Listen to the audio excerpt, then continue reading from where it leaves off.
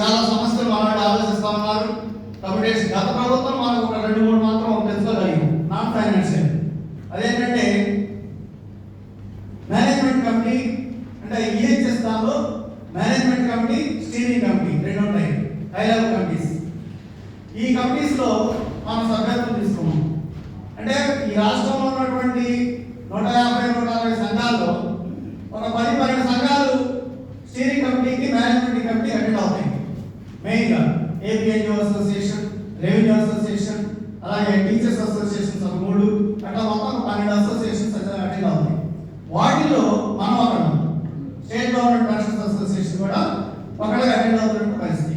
ఈ 2 దాంతో పాటు రాష్ట్ర ప్రభుత్వానికి హై లెవెల్ ఎంప్లాయీస్ సమావేశం ఏంటంటే ఈ ఏపీజేఏసీ జాయింట్ స్టాఫ్ కౌన్సిల్లో మీటింగ్కి ప్రభుత్వం ఆహ్వానం చెప్పినప్పుడు మనం వెనకాల గతంలో మనకు లేదు.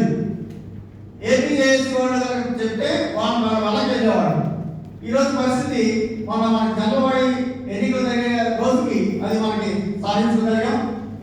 జాయింట్ స్టాఫ్ కౌన్సిల్లో మనం ప్రత్యేక ఆహ్వానితులుగా ఇన్వైటీగా జియో వచ్చింది. ఆ జియో ప్రకారం భవిష్యత్తులో జరిగేటువంటి దానిలో మనం ఏ సమావేశం ప్రభుత్వం ఆహ్వానం పెట్టినా కూడా ఈ జాయింట్ స్టాఫ్ కౌన్సిల్లో మనం కూడా ఒకటిగా వెళ్ళి అక్కడ కూర్చోడానికి అవకాశం వస్తుంది. ఆ రకమైనటువంటి మనం సంపాదించగలిగాం. ఈ 3 సాధించేటువంటి క్రమంలో మన రాష్ట్ర అధ్యక్షులు వారు చాలా కృషి చేశారు. దాని మీద స్టడీ చేసి ఎక్కడెక్కడ ఏ అధికారులు పెట్టుకోవాలి, పోయాళ్ళ ఇద్దరం వెళ్ళి ఎన్నోసార్లు ఆ ఫైల్ చుట్టూ తిరుగుతా మన ఏపీ జేఏసీ వాళ్ళ దగ్గర, అధికారుల దగ్గర, ప్రజాప్రతినిధుల రకరకాల ఆలోచన చేసి ఇది గతంలో మన సోమేశ్వర గారు ఎంతో ప్రయత్నం చేశారు. ఆయన చాలా వర్కౌట్ చేశారు. అప్పుడు వెంకటేశ్వర గారు కూడా ఉన్నారు, చాలా వర్కౌట్ చేశారు. కానీ అది మొన్న దశలో అయింది. కాబట్టి ఇది 3 సాధించడంలో మన రాష్ట్ర అధ్యక్షుల వారు ప్రత్యేక కృషి చేసినందుకు వారికి ఒకసారి మనం రాష్ట్ర కమిటీ పక్షాన కూడా అభినందనలు తెలియజేస్తున్నాం. అని ఇది చాలా మంచి అచీవ్మెంట్.